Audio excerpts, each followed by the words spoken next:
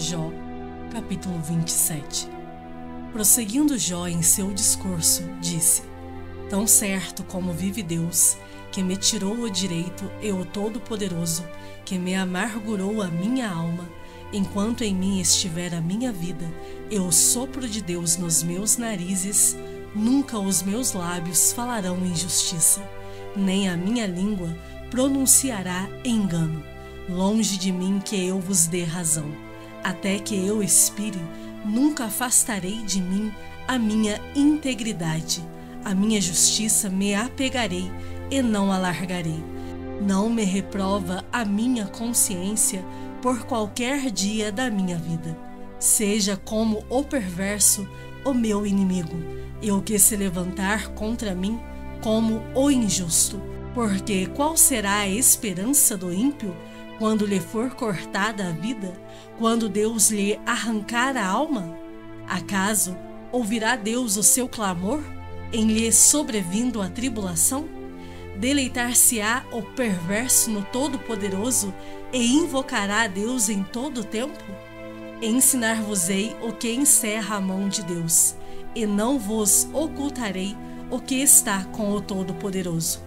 Eis que todos vós já vistes isso.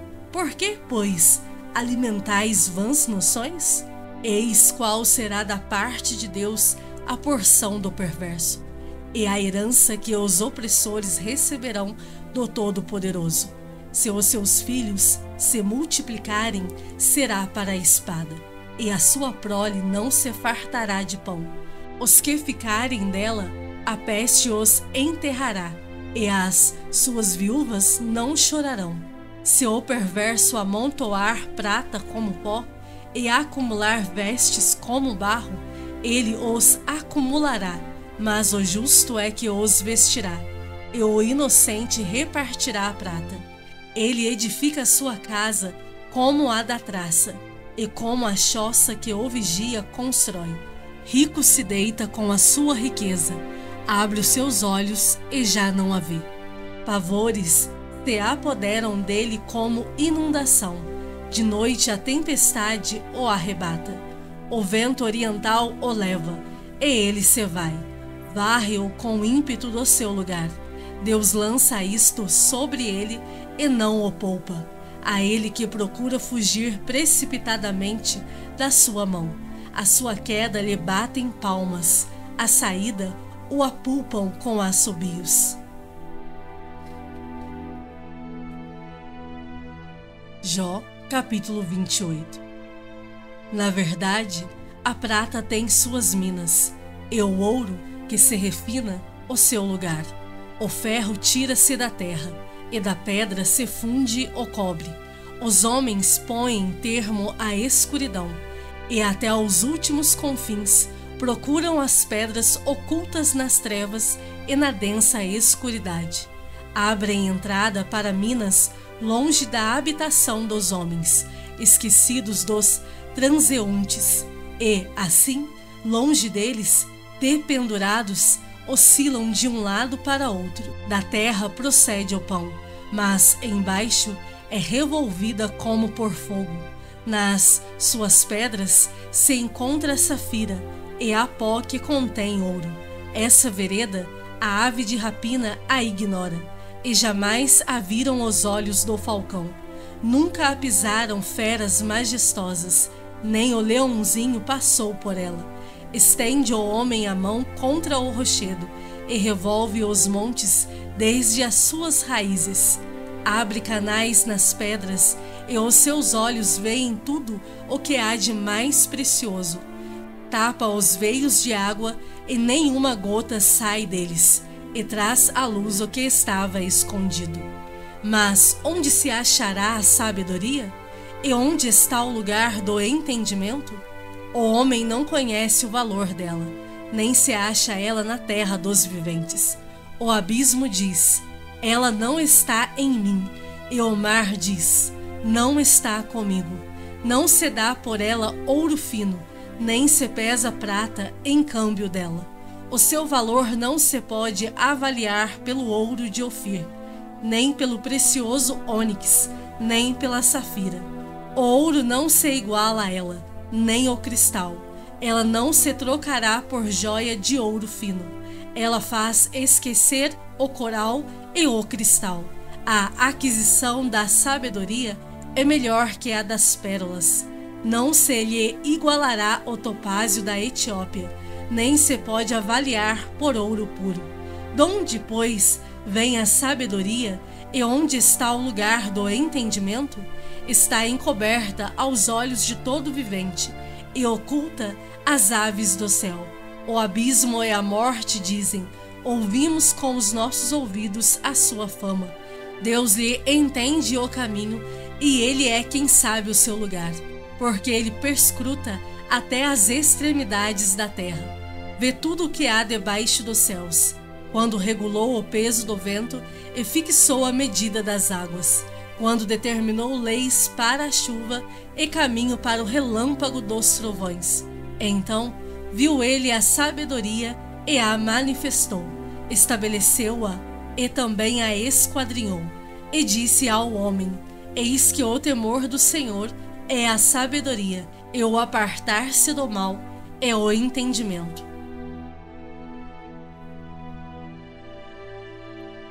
Salmos de número 56. Tem misericórdia de mim, ó Deus, porque o homem procura ferir-me e me oprime pelejando todo o dia. Os que me espreitam continuamente querem ferir-me, e são muitos os que atrevidamente me combatem. Em me vindo o temor, hei de confiar em ti, em Deus, cuja palavra eu exalto. Neste Deus ponho a minha confiança e nada temerei. Que me pode fazer um mortal? Todo o dia torcem as minhas palavras. Os seus pensamentos são todos contra mim para o mal. Ajuntam-se, escondem-se, espionam os meus passos, como aguardando a hora de me darem cabo da vida.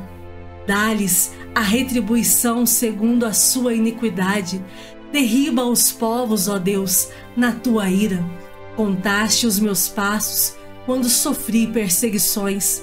Recolheste as minhas lágrimas no teu odre. Não estão elas inscritas no teu livro? No dia em que eu te invocar, baterão em retirada os meus inimigos. Bem sei isto, que Deus é por mim. Em Deus, cuja palavra eu louvo, no Senhor, cuja palavra eu louvo, neste Deus ponho a minha confiança e nada temerei. Que me pode fazer o homem? Os votos que fiz, eu os manterei. Ó Deus, render-te-ei ações de graças, pois da morte me livraste a alma. Sim, livraste da queda os meus pés, para que eu ande na presença de Deus, na luz da vida.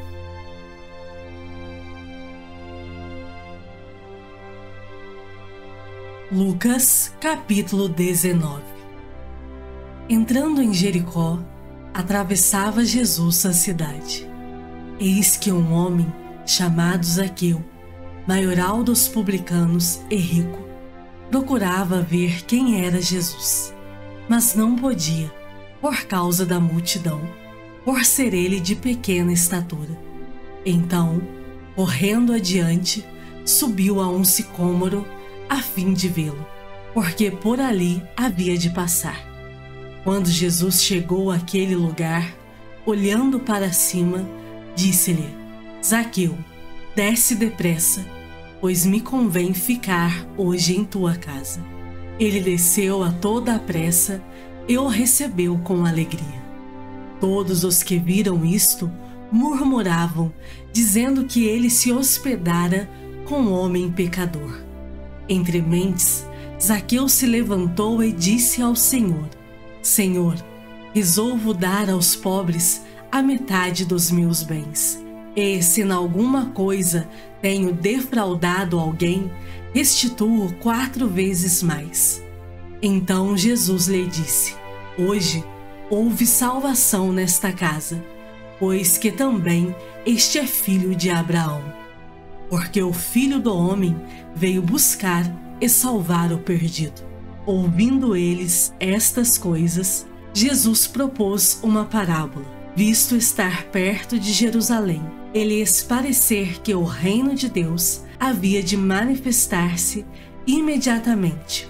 Então disse: certo homem nobre partiu para uma terra distante, com o fim de tomar posse de um reino e voltar. Chamou 10 servos seus, confiou-lhes 10 minas e disse-lhes: negociai até que eu volte. Mas os seus concidadãos o odiavam e enviaram após ele uma embaixada dizendo: não queremos que este reine sobre nós. Quando ele voltou, depois de haver tomado posse do reino, mandou chamar os servos a quem dera o dinheiro, a fim de saber que negócio cada um teria conseguido. Compareceu o primeiro e disse: Senhor, a tua mina rendeu 10. Respondeu-lhe o Senhor: muito bem, servo bom, porque foste fiel no pouco, terás autoridade sobre 10 cidades. Veio o segundo, dizendo: Senhor, a tua mina rendeu 5. A este disse: terás autoridade sobre 5 cidades. Veio então outro, dizendo: eis aqui, Senhor, a tua mina, que eu guardei embrulhada num lenço, pois tive medo de ti, que és homem rigoroso, tiras o que não puseste e ceifas o que não semeaste. Respondeu-lhe: servo mau, por tua própria boca te condenarei. Sabias que eu sou homem rigoroso, que tiro o que não pus e ceifo o que não semeei? Por que não puseste o meu dinheiro no banco? E então, na minha vinda, o receberia com juros. E disse aos que o assistiam: tirai-lhe a mina e dai-a ao que tem as 10. Eles ponderaram: Senhor, ele já tem 10. Pois eu vos declaro: a todo o que tem, dar-se-lhe-á, mas ao que não tem, o que tem lhe será tirado. Quanto, porém, a esses meus inimigos, que não quiseram que eu reinasse sobre eles, trazei-os aqui e executai-os na minha presença. E, dito isto, prosseguia Jesus, subindo para Jerusalém. Ora, aconteceu que, ao aproximar-se de Betfagé e de Betânia, junto ao Monte das Oliveiras, enviou 2 de seus discípulos, dizendo-lhes: ide à aldeia fronteira e ali, ao entrardes, achareis preso um jumentinho, que jamais homem algum montou. Soltai-o e trazei-o. Se alguém vos perguntar: por que o soltais? Respondereis assim: porque o Senhor precisa dele. E, indo os que foram mandados, acharam segundo lhes dissera Jesus. Quando eles estavam soltando o jumentinho, seus donos lhes disseram: por que o soltais? Responderam: porque o Senhor precisa dele. Então o trouxeram e, pondo as suas vestes sobre ele, ajudaram Jesus a montar.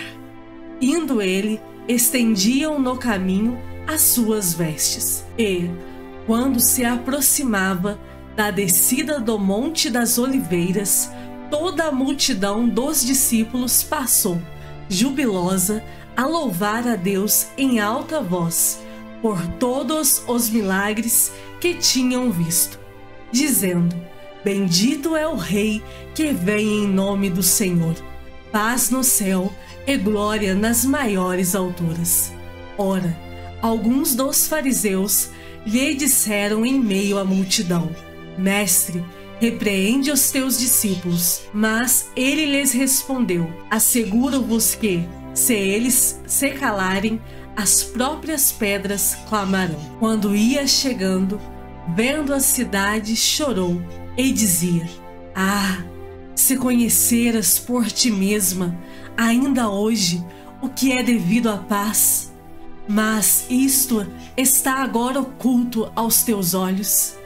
Pois sobre ti virão dias em que os teus inimigos te cercarão de trincheiras e, por todos os lados, te apertarão o cerco e te arrasarão, e aos teus filhos dentro de ti. Não deixarão em ti pedra sobre pedra, porque não reconheceste a oportunidade da tua visitação. Depois, entrando no templo, expulsou os que ali vendiam, dizendo-lhes: está escrito, a minha casa será casa de oração, mas vós a transformastes em covil de salteadores. Diariamente, Jesus ensinava no templo, mas os principais sacerdotes, os escribas e os maiorais do povo procuravam eliminá-lo. Contudo, não atinavam em como fazê-lo, porque todo o povo, ao ouvi-lo, ficava dominado por ele.